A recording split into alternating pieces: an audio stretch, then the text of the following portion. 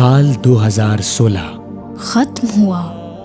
हर गम हर खुशी का लम्हा गुजर गया, कई ख्वाहिशें हुई पूरी। तो कुछ रह गई अधूरी। अपने बिछड़ गए हमसे, पर कुछ पराए हुए अपने। ख्वाब रह गए कुछ अधूरे। क्या हो जाएंगे 2017 में पूरे?